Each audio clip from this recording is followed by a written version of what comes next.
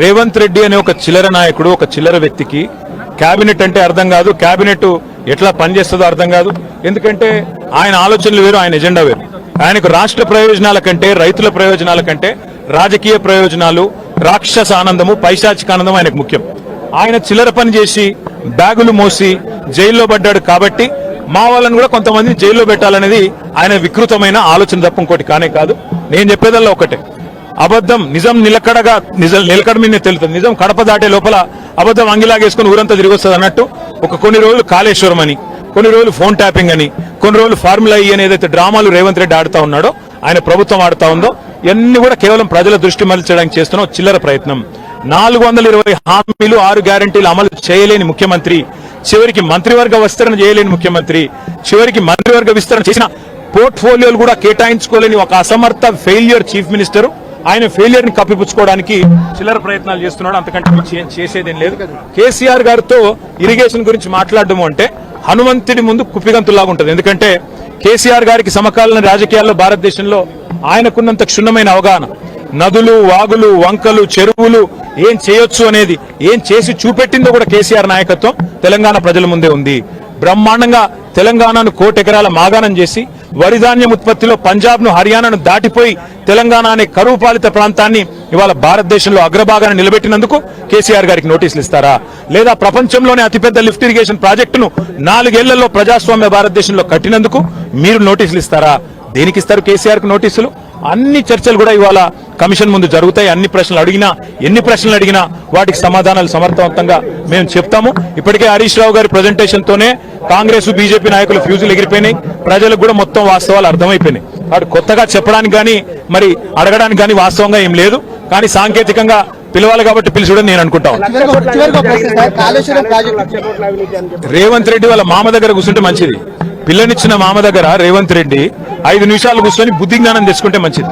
సూదిని పద్మారెడ్డి గారు, గీత గారి తండ్రి, వారు చెప్పినారు 94,000 కోట్ల ఖర్చైన ప్రాజెక్టులో 1,00,000 కోట్ల అవినీతి అనేది ఒక తెలివి తక్కువడే అంటాడన్నాడు. మరి ఆ తెలివి తక్కువ ఆయన అల్లుడు, మా కర్మగాలి. ఆ తెలివి తక్కువ ఇలా రాష్ట్రానికి ముఖ్యమంత్రి.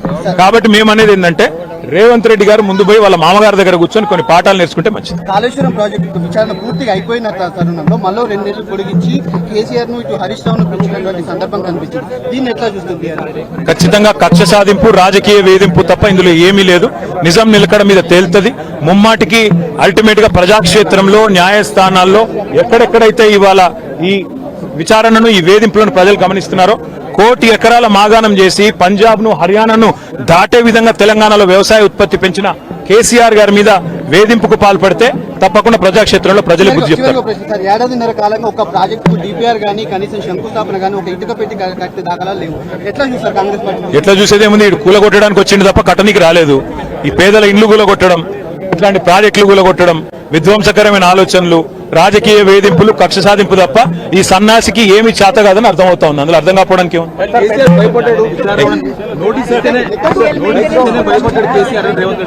100 జన్మలెత్తినా రేవంత్ రెడ్డి అనే చిల్లరగానికి కేసీఆర్ గొప్పతనం అర్థం కాదు. రేవంత్ రెడ్డి గురువు, ఆయన జేజమ్మతోనే కొట్లాడినోడు కేసీఆర్. ఆ జేజమ్మని ఇక్కడి నుంచి తరిమేసినోడే కేసీఆర్. కాబట్టి రేవంత్ రెడ్డి అనే చిల్లరగాడు ఏం మాట్లాడినా, ఆయన చిల్లర ప్రభుత్వం ఏం చేసినా కేసీఆర్ ఎంటిక కూడా పీకలేరు. ప్రధానంగా ఆనాటి ప్రభుత్వం 10 సంవత్సరాలలో అభివృద్ధి అనే ముసుగులో ధనిక తెలంగాణ రాష్ట్రాన్ని దోచుకునే దాంట్లో ప్రధాన ఏజెండా 2 వాళ్ళు టార్గెట్ పెట్టుకున్నారు. 3 ఒకటి, ఇటు గోదావరి అటు కృష్ణా మీద నీరు వృధాగా సముద్రంలోకి పోతున్నాయి. ఈ నీటిని ఒడేసి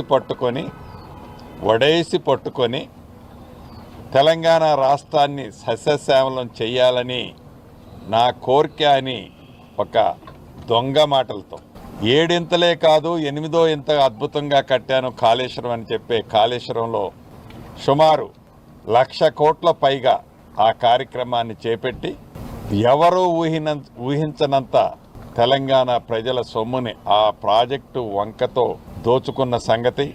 తదుపరి ఆ ప్రాజెక్టు వారి ప్రభుత్వం ఉన్నప్పుడే కూలిపోతే గౌరవ ముఖ్యమంత్రి గారు, నీటిపారుదల శాఖ మంత్రి ఉత్తమ్ కుమార్ రెడ్డి గారు దాని మీద ప్రత్యేక శ్రద్ధ పెట్టి కూలిపోవటానికి కారణాలేంటి, ఏ కారణం చేతనే పేక మేడల కట్టిన సంవత్సరంన్నరలోనే పూర్తయిన సంవత్సరంన్నరలోనే కూలిపోయిందో, మళ్ళా రాష్ట్ర ప్రభుత్వానికి సంబంధించిన సంస్థలతోనో వ్యవస్థలతోనో వాటిని ఇన్వెస్టిగేషన్ చేస్తే పక్షపాతంగా చేశారు అనే ఉద్దేశంతో వాళ్ళు గుడ్డ కాల్చి మేదేస్తారని కేంద్ర ప్రభుత్వ దర్యాప్తు సంస్థలైన NDSA లాంటి సంస్థలతో సర్వే చేయించి ఆ లోపాలని గ్రహించడంతో పాటు స్టేటు విజిలెన్స్ ఎంక్వైరీ రిపోర్టుతో పాటు ఒక రిటైర్డ్ జడ్జి, ఒక కమిషన్ని అధిపతిగా ఒక రిటైర్డ్ జడ్జిని నియమించి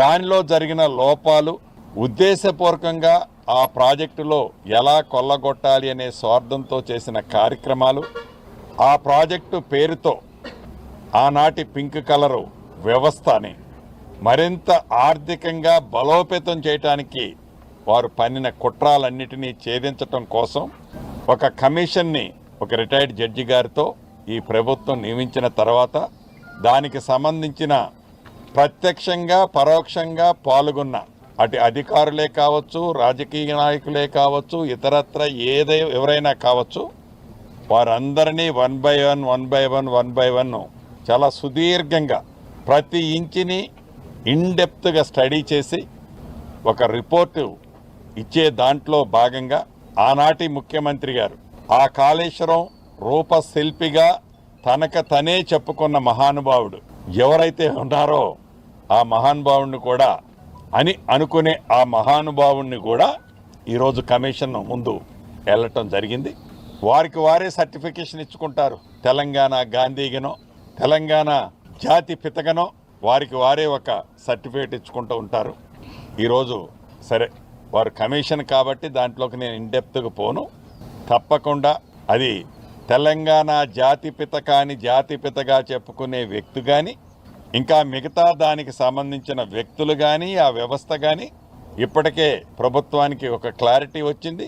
ఈ కమిషన్ ఇచ్చే రిపోర్టు తర్వాత ఈ పేదోడి ప్రభుత్వం పేదోడు సొమ్మును కొల్లగొట్టే ఉద్దేశపూర్వకంగా ఈ రాష్ట్రాన్ని అప్పులు పాలు చేసిన వ్యక్తుల పట్ల దాంట్లో ఉండే అంశాల పరంగా అది ఎంత పెద్దవాళ్ళనైనా ఈ ప్రభుత్వం చట్టరీత్యా కక్షపూరితంగా కాకుండా చట్టరీత్యా చట్టము తన పని చేసుకుంటూ పోతుందనే విధంగా, చట్టము ఎవరికి చుట్టం కాదనే విధంగా వాళ్ళ మీద కూడా ఆ చర్యలు తీసుకోవటం జరుగుద్దని మీ ద్వారా తెలియజేస్తాను. ముఖ్యంగా మొట్టమొదలు తమ్మిడిహట్టి నుంచి మేడిగడ్డకు ఎందుకు మార్చారు అనే దాని మీద చాలాసేపు డిస్కషన్ జరిగింది. దానికి నేను సవివరంగా సమాధానం చెప్పడం జరిగింది. ముఖ్యంగా కొత్తగా ఏర్పడ్డ తెలంగాణ ప్రభుత్వం తమ్మిడిహట్టి దగ్గరే దాన్ని కట్టడానికి అన్ని రకాల ప్రయత్నం చేశాము. నేను ఇరిగేషన్ మంత్రి అయినప్పుడు రివ్యూ చేసుకుంటే ప్రాణహిత చేవెళ్ల ప్రాజెక్టును 7 భాగాలు 28 ప్యాకేజీలుగా నిర్ణయించి టెండర్లు పిలిచి పనులు ప్రారంభించారు.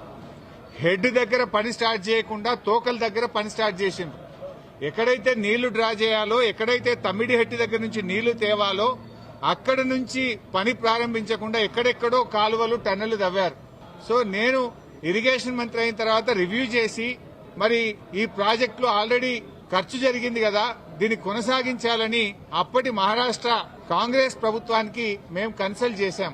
హసన్ మిష్రిఫ్ గారు కర్ణాటక ఇరిగేషన్ మినిస్టర్ గా ఉంటే ఆయన దగ్గరికి ప్రభుత్వం ఏర్పడ్డ నెల రోజులకే వెళ్లి మీరు దయచేసి మాకు అనుమతి ఇవ్వండి, మేము ఇక్కడే మహారాష్ట్ర ప్రభుత్వానికి మేము కోరాం, దయచేసి మాకు అనుమతి ఇవ్వండి, మేము మా వాళ్ళు మాకంటే ముందున్న ప్రభుత్వం మరి తమ్మిడిహట్టిని నిర్ణయించుకొని ఆల్రెడీ పనులు ప్రారంభించారు, 28 ప్యాకేజీలకు టెండర్లు పిలిచారు, మమ్మల్ని ఇక్కడ కట్టుకోవడానికి అనుమతి ఇవ్వండి అని అప్పటి మహారాష్ట్ర కాంగ్రెస్ మంత్రి నీటిపారుదల శాఖ మంత్రి హసన్ మిష్రిఫ్ గారిని కోరాం.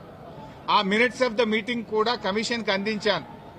ఆనాడు ఇరిగేషన్ మంత్రిగా ఉన్నటువంటి మిష్రిఫ్ గారు చాలా స్పష్టంగా ఏం చెప్పిందంటే, మేము 7 ఏళ్లుగా ఇక్కడ కట్టడానికి ఒప్పుకోలేదు, మా రాష్ట్రంలో ధర్నాలు ఉద్యమాలు జరుగుతా ఉన్నాయి, మేము 152 మీటర్ల దగ్గర ఒప్పుకోలేము, ఈ విషయం మీద మా ముఖ్యమంత్రి పృథ్వీరాజ్ చౌహాన్ గారు మీ ముఖ్యమంత్రి కిరణ్ కుమార్ రెడ్డికి ఇప్పటికే లేఖ రాశారు అని ఆ లేఖ నాకు అందించారు. ఆ లేఖని ఇప్పుడు కమిషన్ దృష్టికి తీసుకుపోయాను నేను. ఆ లేఖలో ఏముందంటే మీకు మీరుగా నిర్ణయించుకొని పనులు ప్రారంభిస్తే మీరు చేసే ఖర్చు, మీరు చేసే డబ్బు ఏదైతే ఖర్చు చేస్తుందో అదంతా వృధాగా మారే అవకాశం ఉంది అని పృథ్వీరాజ్ చౌహాన్ గారు మన రాష్ట్ర ముఖ్యమంత్రికి రాసిన లేఖను ఆనాటి కాంగ్రెస్ మంత్రి నాకు ఇచ్చారు. అంటే మీరు ఇట్లా పోతున్నారు, ఇది తప్పు అనే విషయం, ఆ విషయం కూడా కమిషన్ దృష్టికి తీసుకుపోయాం. ఎట్ ద సేమ్ టైం ఒక 5-6 మీటింగ్లు జరిగినాయి మహారాష్ట్ర తెలంగాణ మధ్య. 5-6 మీటింగ్లు మినిస్టర్ లెవెల్లో, ఇంజనీర్ల లెవెల్లో.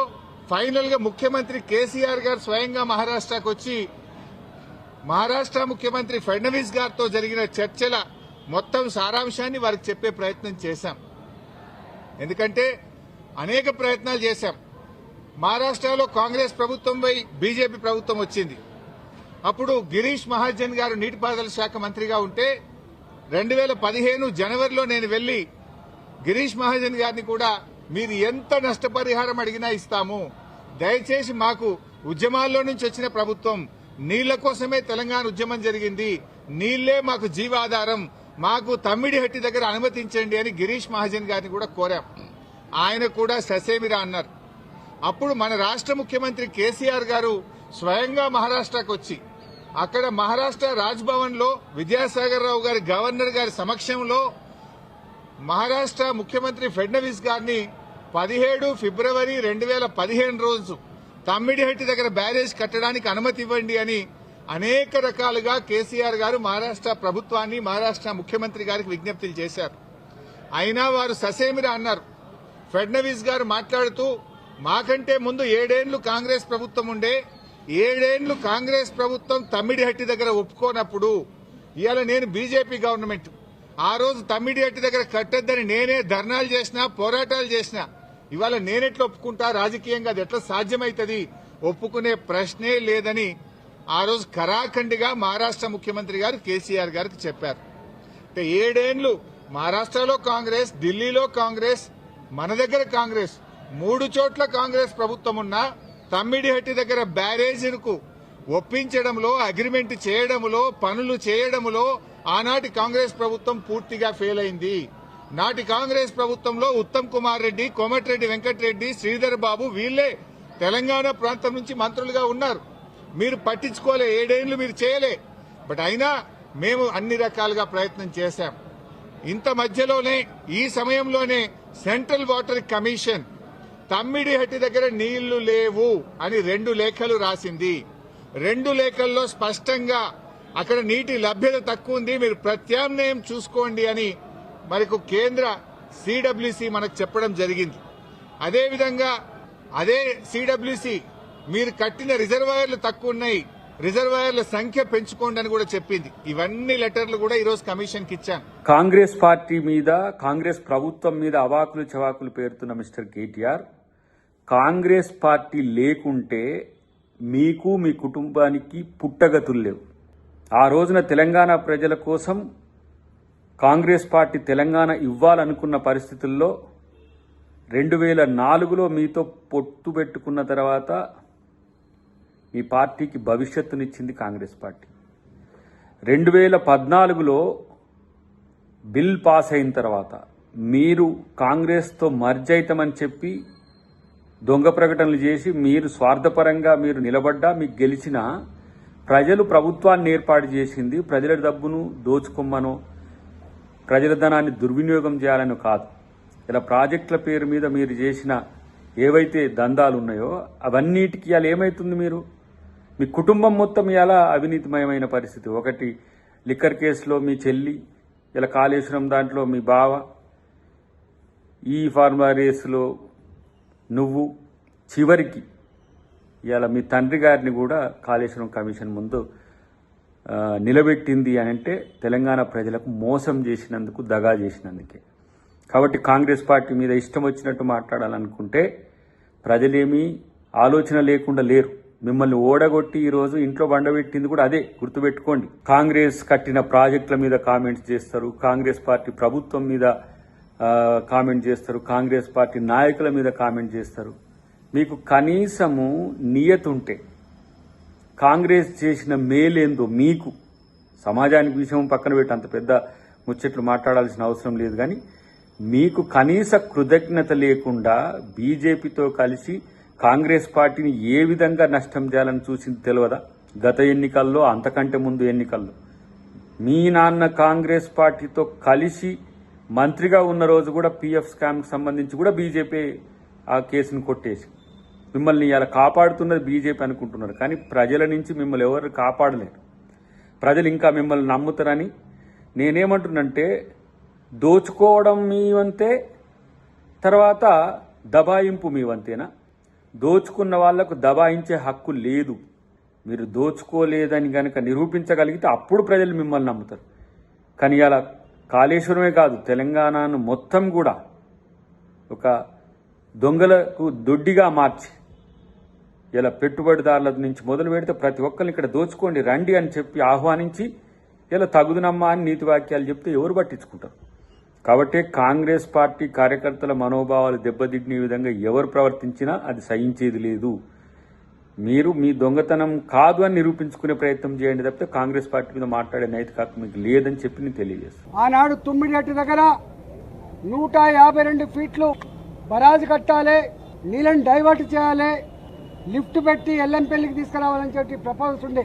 కానీ ఆనాడు మహారాష్ట్ర ప్రభుత్వం అభ్యంతరాలు చెప్పడం వల్ల, ఆనాడు మహారాష్ట్ర భూములు మునుగుతైన నెపంతో ఆనాడు శాంక్చురీ పార్క్ ఉందని చెప్పి ఆనాడు 152 మీటర్ల నుంచి 140 మీటర్లు తగ్గించాలన్నప్పుడు తెలంగాణ అవసరాలకు ఆనాడు ప్రభుత్వం చేపట్టిన ప్రాజెక్టులకి 16,50,000 ఎకరాల నీళ్లు కావాలని, 10 టీఎంసీల నీళ్లు రూరల్ ఏరియాకు తాగునీళ్ల కోసం కావాలని, 30 టీఎంసీల నీళ్లు హైదరాబాద్కు కావాలని, 15 టీఎంసీల నీళ్లు ఇండస్ట్రీస్ కావాలని చెప్పి అయితే కోరిండ్రో అవి ఫుల్ఫిల్ కావు అని చెప్పి CWC report, irrigation department report వచ్చినప్పుడు కేసీఆర్ గారు అన్నాడు ముఖ్యమంత్రిగా ఒక మంత్రివర్గ ఉపసంఘాన్ని వేసిండ్రు. హరీష్ రావు గారి నాయకత్వంలో వారు ఆనాడు ఇరిగేషన్ శాఖ మంత్రి, నేను ఆర్థిక మంత్రిగా, అదేవిధంగా ఇవాటి మంత్రిగా ఆనాటి మంత్రిగా ఉన్నటువంటి తుమ్మల నాగేశ్వరరావు గారు ఆర్ఎండ్బి మంత్రిగా మంత్రివర్గ ఉపసంఘం వేసిండ్రు. మంత్రివర్గ ఉపసంఘం సిడబ్ల్యూసి రిపోర్ట్లు, ఇరిగేషన్ డిపార్ట్మెంట్ ప్రతిపాదనలు, వాళ్ళ అవసరాలన్నీ కూడా మా ముందుకు పెట్టినప్పుడు మేమన్నాం, ఒకవేళ కనుక ఈ తుమ్మిడిగట్టి చేవెళ్ళ మన అవసరాలని తీర్చకపోతే మరో ప్రత్యామ్నాయ మార్గాన్ని అన్వేషించమని చెప్పినప్పుడు వారు అనేక రకాల సర్వేలు చేసి, అది టెక్నికల్ వాళ్ళు కాబట్టి ఇవాళ మేడిగడ్డ, సుందిల్ల, అన్నారం ప్రాజెక్టులకి వాళ్ళు ప్రపోజ్ చేశారు. ఆనాడు ఆ ప్రాజెక్ట్ కాస్ట్ 63,000 కోట్లు అని చెప్పి వాళ్ళు అంచనా వేశారు.